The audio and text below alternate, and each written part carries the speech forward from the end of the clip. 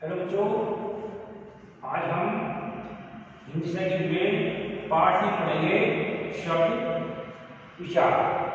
बच्चों, शब्द किसे कहते हैं और कितने प्रकार के होते हैं, इनको किस प्रकार से विभाजित कर सकते हैं, आज हम इस पाठ में इसी पर चर्चा करेंगे।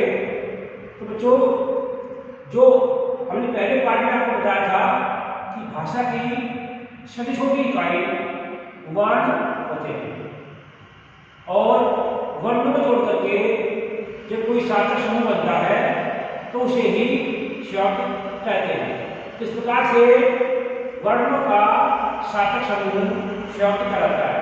इस प्रकार से धारणा बनती है कि वर्णों के सार्थक समूह को शब्द कहते हैं। जब इन शब्दों को किसी वाक्य में प्रयोग किया जाता है तब यही शब्द पद का रूप ले लेते हैं। अब आते बच्चों शब्दों के भेद, इनके शब्दों को हम किस आधार पर वर्गीकृत कर सकते हैं, बांट सकते हैं। तो इसके लिए हमारे पास जो हमारे शिक्षाविद हैं उन्होंने ये 4 आधार बताए हैं। इस आधार पर हम इन शब्दों को विभाजित कर सकते हैं, जैसे कि प्रयोग के आधार पर शब्द। तो बच्चों, इस आधार पर व्याकरण में 2 प्रकार के शब्द होते हैं, एक विकारी शब्द और दूसरा अविकारी शब्द। विकारी शब्द होते हैं संज्ञा, सर्वनाम, विशेषण और क्रिया, और अविकारी शब्द होते हैं क्रिया विशेषण, संबंधबोधक, समुच्चयबोधक और विशेषणाधिबोधक, निपात आदि। अब आते हैं बच्चों स्रोत या उत्पत्ति के आधार पर शब्दों का वर्गीकरण।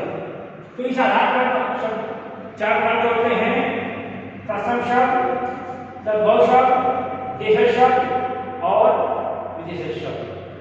तत्सम शब्द में होते हैं जो संस्कृत के शब्द जो हिंदी में प्रयोग किए जाते हैं, और जब उन शब्दों का रूप बदल के प्रयोग किया जाता है तब कहलाते हैं तद्भव शब्द। देशज शब्द जो कि क्षेत्रीय प्रभाव के कारण भाषा में शामिल कर लिए गए, और विदेशज शब्द होते हैं जो विदेशी भाषा के शब्द हिंदी में प्रयोग होते हैं या शामिल कर लिए गए हैं। इस प्रकार से ये 4 प्रकार के शब्द होते हैं, तत्सम, तद्भव, देशज और विदेशज। बच्चों, रचना के आधार पर शब्द। तो बच्चों, रचना के आधार पर जो शब्द का वर्गीकरण है, विभाजन है, उसमें 3 प्रकार के शब्द आते हैं। पहला आता है रूढ़ शब्द। रूढ़ शब्द होते हैं जो अपने मूल रूप में विद्यमान हैं, और अगर हम उन शब्दों का उनको खंड कर दें, तो टुकड़े कर दें, तो उन शब्दों का अर्थ समाप्त हो जाएगा। तो वे अपने मूल रूप में ही जो बने हुए उन्हें कहते हैं रूढ़ शब्द। दूसरे बच्चों यौगिक शब्द। यौगिक शब्द होते हैं जो 2 शब्दों को जोड़ करके बनाए जाते हैं, जैसे पाठशाला, धर्मशाला और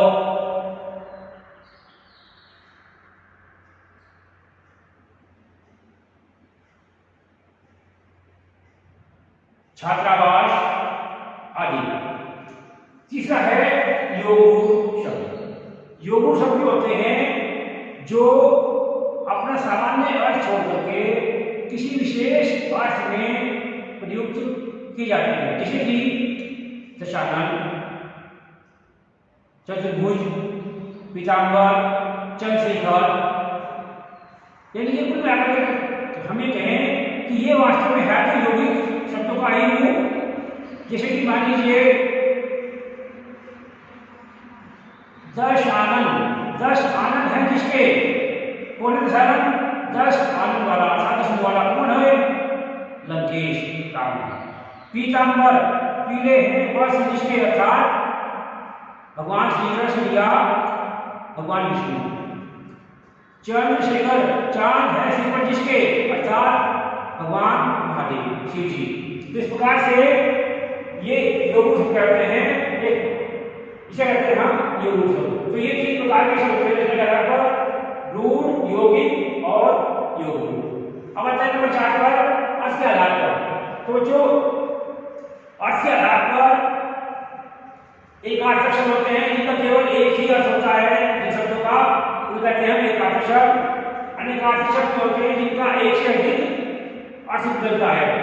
और पर्यायवाची, समानार्थी शब्द, विलोम शब्द, विपरीत अर्थ वाले शब्द, सूक्ति शब्द, विधान शब्द जो उच्चारण में एक ही जैसे लगते हो और वाक्यांश, ये सभी के सभी अर्थ के आधार पर वाक्य जो शब्द हैं उनमें शामिल किए जाते हैं। इस प्रकार से ये आपका पाठ था शब्द विचार। धन्यवाद।